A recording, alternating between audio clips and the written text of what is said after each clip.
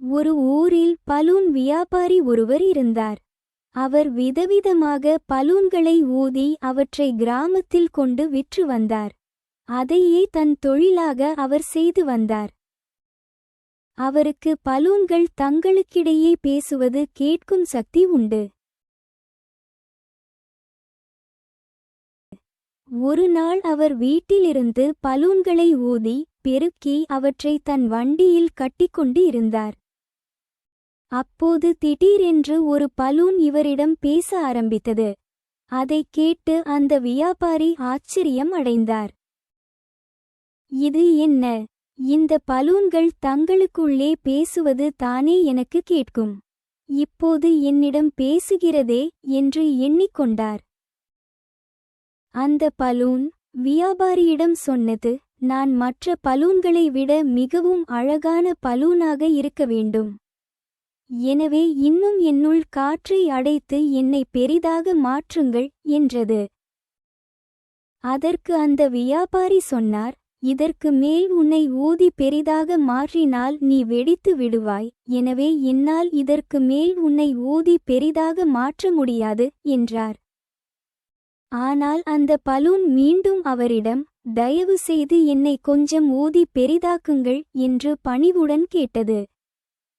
அந்த பலூன் வியாபாரியும் சரி என்று அந்த பலூனில் காற்று நிரப்ப ஆரம்பித்தார்.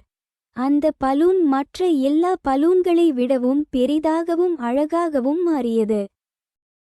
அந்த பெரிய பலூன் மற்ற பலூன்களிடம் சொன்னது, உங்கள் எல்லாரையும் விட நான்தான் மிகவும் பெரிதாகவும் அழகாகவும் இருக்கிறேன். எனவே இன்றைக்கு கிராமத்தில் விற்கும் போது குழந்தைகள் அனைவரும் என்னைத்தான் வேண்டும் என்று கேட்பார்கள் என்று மற்ற பலூன்களிடம் ஏளனமாக கூறியது. இதைக் கேட்ட பலூன் வியாபாரி, நீ என்னிடம் பணிவாக கேட்டதால்தான் நான் மீண்டும் உன்னுள் காற்றை நிரப்பி பெரிதாக மாற்றினேன். நீ இவ்வாறு தற்பெருமையுடன் பேசக்கூடாது என்றார். பின்னர் பலூன் வியாபாரி அந்த பலூன்களை தன் வண்டியில் கட்டிக்கொண்டு கிராமத்திற்கு பலூன்களை விற்க சென்றார். அவர் கிராமத்தில் சென்று, பலூன் பலூன் மிகவும் அழகான பலூன்கள் என்னிடம் உள்ளது, ஓடி வாருங்கள் குழந்தைகளே என்றார். அப்போது அங்கு விளையாடிக் கொண்டிருந்த குழந்தைகள் அனைவரும் பலூன்களை வாங்க ஓடி வந்தார்கள். அப்போதே அந்த குழந்தைகள் அனைவருக்கும் அந்த பெரிய பலூன் மிகவும் பிடித்தது. எல்லா குழந்தைகளும் அந்த பெரிய பலூனை வேண்டுமென்று கேட்டார்கள். அப்போது அந்த பெரிய பலூன் மற்ற பலூன்களிடம் சொன்னது, நான் தான் உங்களிடம் சொன்னேனே எல்லோருக்கும் என்னைத்தான் பிடிக்கும் என்று சொல்லிக் கொண்டே சிரித்தது. பின்னர் ஒரு சிறுவன் அந்த பலூனை வாங்கிக் கொண்டு சென்றான். அந்த சிறுவன் இந்த பெரிய பலூனை வைத்து விளையாடிக் கொண்டு சென்றான். அப்போது திடீரென்று அந்த பலூன் ஒரு சிறிய மரக்கிளையில் மாட்டி வெடித்தது. இதை அனைத்தும் அந்த வியாபாரி பார்த்து கொண்டே இருந்தார்.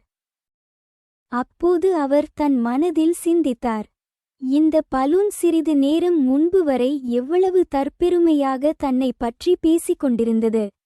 சிறிய மரக்கிளையில் பட்டு இப்படி வெடித்து விட்டதே என்று எண்ணி சிரித்தார். நீதி: அளவுக்கு மீறி தற்பெருமை கொள்ளக்கூடாது.